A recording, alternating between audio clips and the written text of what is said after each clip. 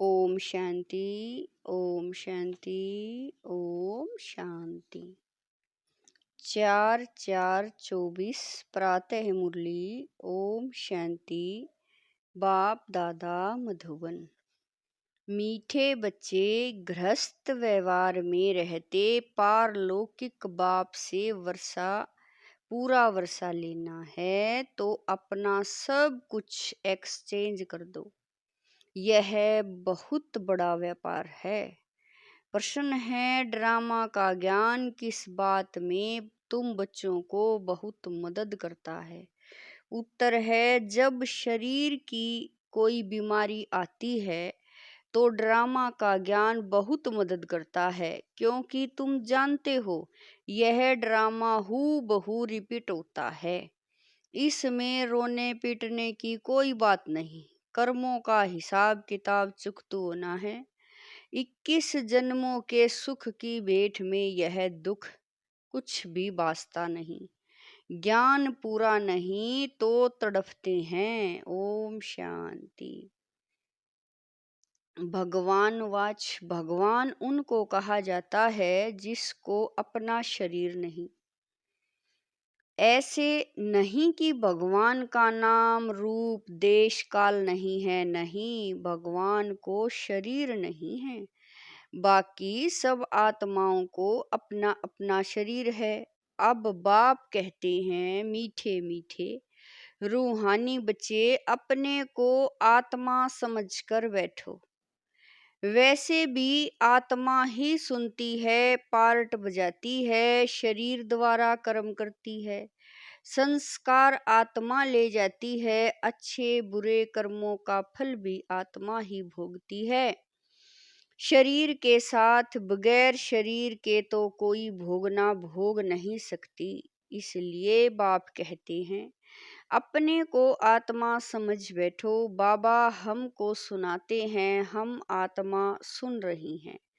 इस शरीर द्वारा भगवान वाच मन मना भव। देह सहित देह के सब धर्मों को त्याग, अपने को आत्मा समझ बाप को याद करो। यह एक ही बाप कहते हैं जो गीता का भगवान है। भगवान माना ही जन्म मरण रहित। बाप समझाते हैं, मेरा जन्म अलौकिक है और कोई ऐसे जन्म नहीं लेते हैं जैसे मैं इनमें प्रवेश करता हूँ। यह तो अच्छी रीति याद करना चाहिए। ऐसे नहीं, सब कुछ भगवान करता है। पूज्य पुजारी ठिक्कर भीतर परमात्मा है। 24 अवतार, कच्छ मच्छ अवतार, परशुराम अवतार दिखाते हैं। अभी समझ में आता है कि क्या भगवान बैठ परशुराम अवतार लेंगे और कुल्हाड़ा लेकर हिंसा करेंगे? यह रोंग है। जैसे परमात्मा को सर्वव्यापी कह दिया है, ऐसे कल्प की आयु लाखों वर्ष लिख दी है। इसको कहा जाता है घोर अंधियारा, अर्थात ज्ञान नहीं है। ज्ञान से होता है सोजरा। अब अज्ञान का घोर अंधियारा है। अब तुम बच्चे घोर सोजरे में हो। तुम सबको अच्छी रीति जानते हो। जो नहीं जानते हैं वह पूजा आदि करते रहते हैं। तुम सबको जान गए हो, इसीलिए तुमको पूजा करने की दरकार नहीं। तुम अभी पुजारीपन से मुक्त हुए। पूज्य देवी देवता बनने के लिए तुम पुरुषार्थ कर रहे हो। तुम ही पूज्य देवी देवता थे, फिर पुजारी मनुष्य बने। मनुष्य में है आसुरी गुण, इसीलिए गायन है। मनुष्य को देवता बनाया। मनुष्य को देवता किए करत न लागी वार। 1 सेकंड में देवता बना देते हैं। बाप को पहचाना और शिव बाबा कहने लगा। बाबा कहने से दिल में आता है कि हम विश्व के स्वर्ग के मालिक बनते हैं। यह है बेहद का बाप।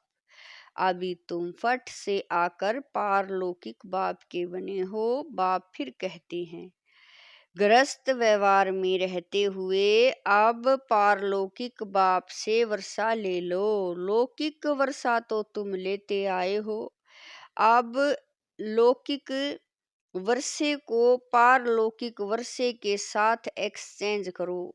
कितना अच्छा व्यापार है। लौकिक वर्षा क्या होगा? यह है बेहद का वर्षा। सो भी गरीब झट ले लेते हैं, गरीबों को एडॉप्ट करते हैं। बाप भी गरीब निवाज है ना। गायन है मैं गरीब निवाज हूँ, भारत सबसे गरीब है। मैं आता भी भारत में हूँ, इनको आकर साहूकार बनाता हूँ। भारत की महिमा बहुत भारी है, यह सबसे बड़ा तीर्थ है। परंतु कल्प की आयु लंबी कर देने से बिल्कुल भूल गई हैं। समझते हैं भारत बहुत साहूकार था, अब गरीब बना है। आगे अनाज आदि सब यहाँ से विलायत में जाता था, अभी समझते हैं भारत बहुत गरीब है, इसीलिए मदद देते हैं। ऐसे होता है जब कोई बड़ी आसामी फेल हो जाती है तो आपस में फैसला कर उनको मदद देते हैं। यह भारत है सबसे प्राचीन, भारत ही है विंथा। पहले पहले आदि सनातन देवी देवता धर्म था, सिर्फ टाइम लंबा कर दिया है इसीलिए मूंझते हैं। भारत को मदद भी कितनी देते हैं, बाप को भी भारत में ही आना है।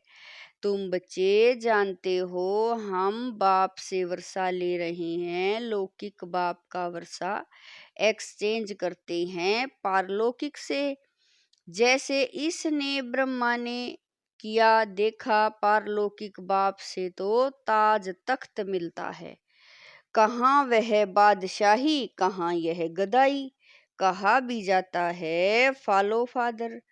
भूख मरने की तो बात ही नहीं, बाप कहते हैं ट्रस्टी होकर संभालो। बाप आकर सहज रास्ता बताते हैं, बच्चों ने बहुत तकलीफ देखी है तब तो बाप को बुलाते हैं। हे परमपिता परमात्मा रहम करो। सुख में कोई भी बाप को याद नहीं करते, दुख में सिमरण सब करते हैं। अब बाप बतलाते हैं कि कैसे सिमरण करो। तुमको तो सिमरण करना भी आता नहीं है, मैं ही आकर तुमको बतलाता हूँ। बच्चे अपने को आत्मा समझो और पारलौकिक बाप को याद करो तो तुम्हारे पाप कट जाएंगे। सिमर सिमर सुख पाओ, कलह कलेश मिटे, तन के जो भी शरीर के दुख हैं सब मिट जाएंगे। तुम्हारी आत्मा और शरीर दोनों पवित्र बन जाएंगे। तुम ऐसे कंचन थे, फिर पुनर्जन्म लेते लेते आत्मा पर जंग चढ़ जाती है, फिर शरीर भी पुराना मिलता है। जैसे सोने में अलाय डाला जाता है, पवित्र सोने का जेवर भी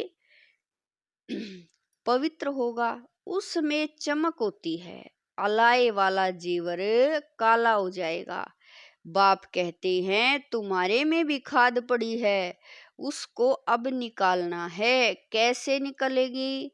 बाप से योग लगाओ। बाबा कह रहे हैं पढ़ाने वाले के साथ योग लगाना होता है ना, यह तो बाप टीचर गुरु सब कुछ है।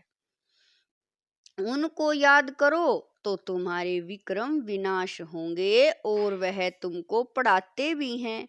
पतित पावन सर्वशक्तिमान तुम मुझे ही कहते हो, कलप कलप बाप ऐसे ही समझाते हैं। मीठे मीठे शकील दे बच्चे, 5000 वर्ष के बाद आकर तुम मिले हो, इसीलिए तुमको शकील दे कहा जाता है। अब इस देह का अहंकार छोड़ आत्म अभिमानी बनो। आत्मा का भी ज्ञान दे दिया जो बाप बगैर कोई दे न सके।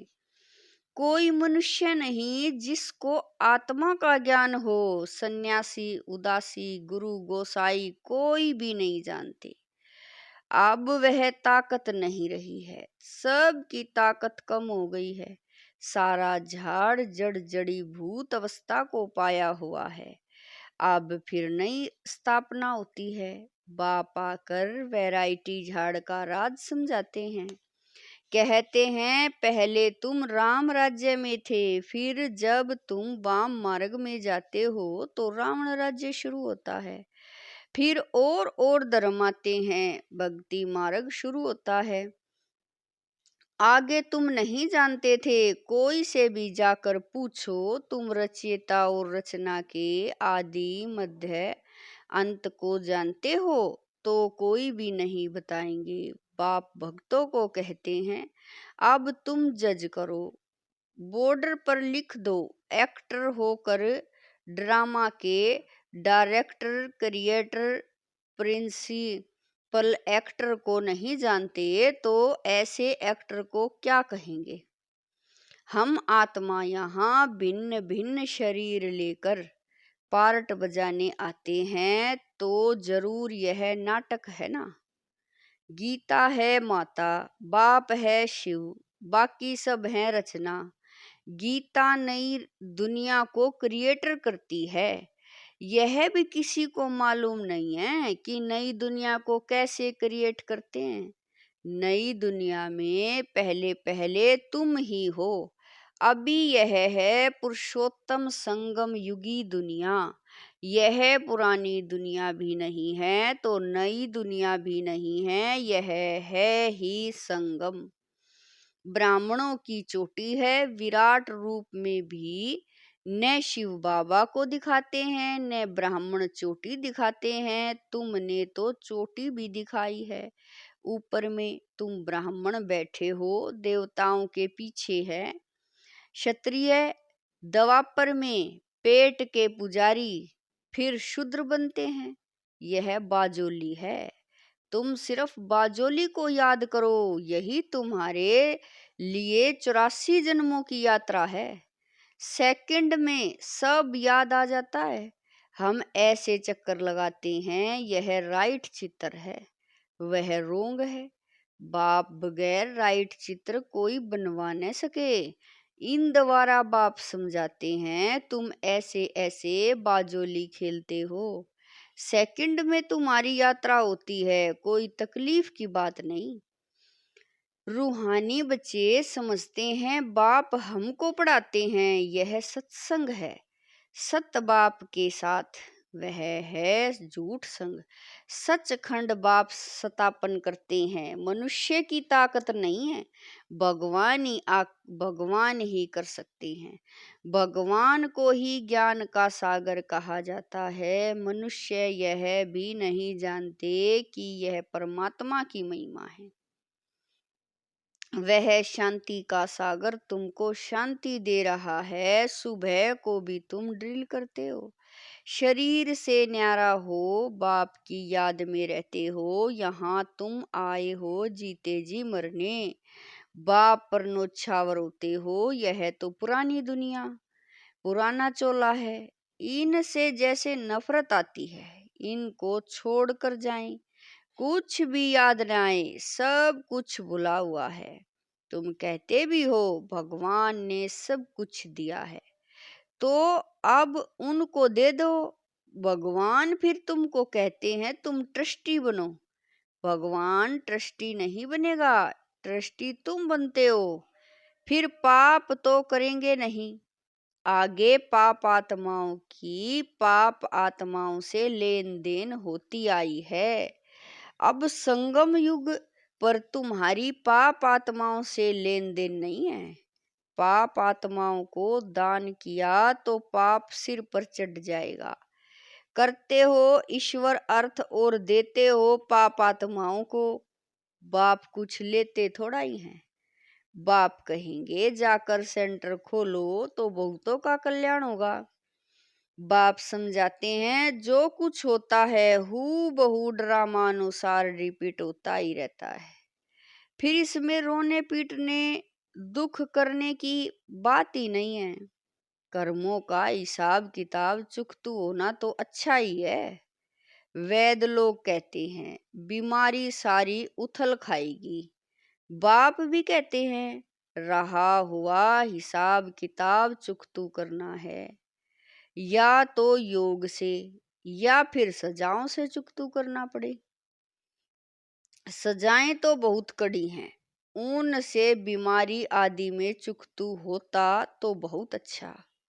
वह दुख 21 जन्मों के सुख की भेंट में बासता नहीं है, क्योंकि सुख बहुत है, ज्ञान पूरा नहीं है। तो बीमारी में कुड़कते तड़पते रहते हैं, बीमार पड़ते हैं तो भगवान को बहुत याद करते हैं, वह भी अच्छा है। एक को ही याद करना है, वह भी समझाते रहते हैं। वो लोग गुरुओं को याद करते हैं, अनेक गुरु हैं, एक सतगुरु को तो तुम ही जानते हो, वह ऑलमाइटी अथॉरिटी है। बाप कहते हैं, मैं इन वेदों ग्रंथों आदि को जानता हूँ, यह भक्ति मार्ग की सामग्री है, इनसे कोई मुझे प्राप्त नहीं करता है। बाप आते ही हैं पाप आत्माओं की दुनिया में, यहाँ पुण्य आत्मा कहाँ से आई? जिसने पूरे 84 जन्म लिए हैं, उनके शरीर में मैं आता हूँ, सबसे पहले यह सुनते हैं।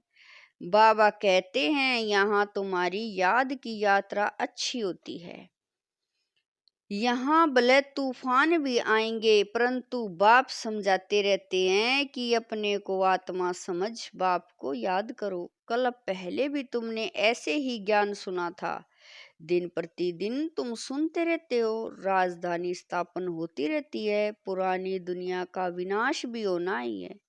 अच्छा, मीठे मीठे शकील दे बच्चों प्रति माता पिता बाप दादा का याद प्यार और गुड मॉर्निंग।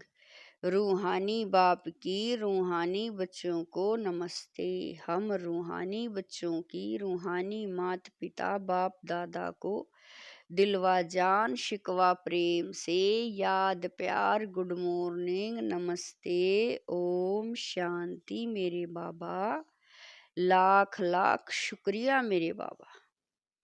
धारणा के लिए मुख्य सार है, नंबर 1, सवेरे सवेरे उठ शरीर से न्यारा होने की ड्रिल करनी है। पुरानी दुनिया पुराना चोला कुछ भी याद न आए, सब कुछ भुला हुआ हो। नंबर 2, संगम युग पर पाप आत्माओं से लेन देन नहीं करनी है, कर्मों का हिसाब किताब खुशी खुशी से चुकतू करना है, रोना पीटना नहीं है। सब कुछ बाप पर न्योछावर कर फिर ट्रस्टी बन संभालना है। वरदान है, महसूसता की शक्ति द्वारा समय परिवर्तन करने वाले तिरव पुरुषार्थी भवै। वरदान है, महसूसता की शक्ति द्वारा समय परिवर्तन करने वाले तिरव पुरुषार्थी भवै। कोई भी परिवर्तन का सहज आधार महसूसता की शक्ति है। जब तक महसूसता की शक्ति नहीं आती, तब तक अनुभूति नहीं होती, और जब तक अनुभूति नहीं, तब तक ब्राह्मण जीवन की विशेषता का फाउंडेशन मजबूत नहीं। उमंग उत्साह की चाल नहीं, जब महसूसता की शक्ति हर बात का अनुभवी बनाती है, तब तिरव पुरुषार्थी बन जाते हो। महसूसता की शक्ति सदा काल के लिए सहज परिवर्तन करा देती है। स्लोगन है, स्नेह के स्वरूप को साकार में इमर्ज कर ब्रह्मा बाप समान बनो। स्लोगन है, स्नेह के स्वरूप को साकार में इमर्ज कर ब्रह्मा बाप समान बनो। ओम शांति।